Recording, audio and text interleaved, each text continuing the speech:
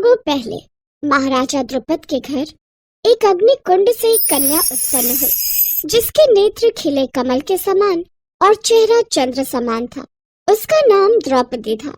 वो जब हुई उस वक्त एक आकाशवाणी हुई, इस बालिका का जन्म अधर्मियों का संहार करने हेतु हुआ है। इस कन्या को लोग युगों युगों तक जानेंगे।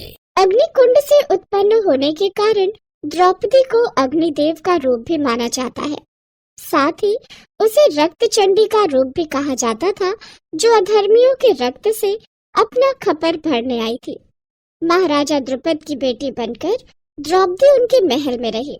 महाभारत के अनुसार जब पांडव द्रौपदी के स्वयंवर में हिस्सा लेने पहुंचे थे, तब कर्ण भी स्वयंवर में हिस्सा लेने पहुंचे थे, लेकिन द्रौपदी ने उन्हें सूत पुत्र कहकर रोक दिया था। फिर अर्जुन ने मछली की आंख में सटीक निशाना लगाकर द्रौपदी को इस स्वयंवर में जीत लिया। इसके बाद अर्जुन अपने भाइयों के साथ द्रौपदी को लेकर माता कुंती के पास पहुँचे।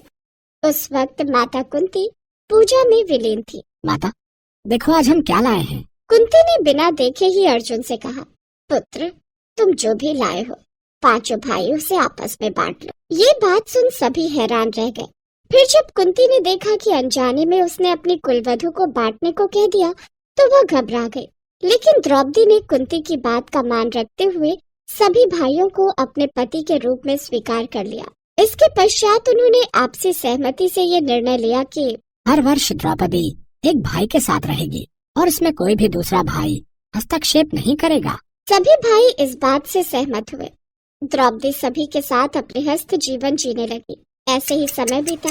फिर एक बार दुर्योधन ने युधिष्ठिर को सभी पांडवों के साथ जुआ खेलने के लिए आमंत्रित किया। ठीक है, हमें ये खेल स्वीकार है। अगले दिन दुर्योधन और युधिष्ठिर जुआ खेलने बैठे, लेकिन धीरे धीरे एक एक कर युधिष्ठिर अपनी सारी संपत्ति, राज्य, इंद्रप्रस्थ, धन अपने समेत अपने सभी भाइयों को हार गए। अब हम हमारी पत्नी द्रौपदी को दांव पर लगाते हैं। लेकिन दुर्योधन ने अपनी कूटनीति से द्रौपदी को भी जीत लिया।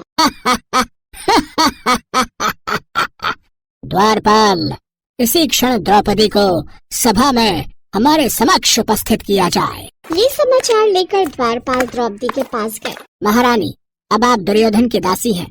युधिष्ठिर जी आपको जुए में हार गए हैं, इसलिए दुर्योधन ने अभी आपको सभा में बुलाया है। ये बात सुन द्रौपदी की आंखों से आंसू बहने लगे और उसने द्वारपाल से सभा में जाने के लिए इनकार कर दिया। फिर दुशासन द्रौपदी के पास गया और उसे बालों से घसीटते हुए सभा में ले आया। महाराज, आप सब लोग समझते हैं कि मैं इस क्रीड़ा में जीती गई हूँ। क्या कोई हारा हुआ व्यक्ति भी भला दूसरे व्यक्ति को दांव पर लगा सकता है क्या? भीष्म पिता, पुत्री, तुम्हारा कथ्य सही है, किंतु पत्नी तो सदैव पति की ही रहती है। वो दोनों तो एक ही हैं, उनमें एक दूसरा नहीं होता। अगर तुम्हें तुम्हारे प्रश्नों का उत्तर मिल गया हो तो अब आओ और हमारी जांघों पर बैठ जाओ दासी।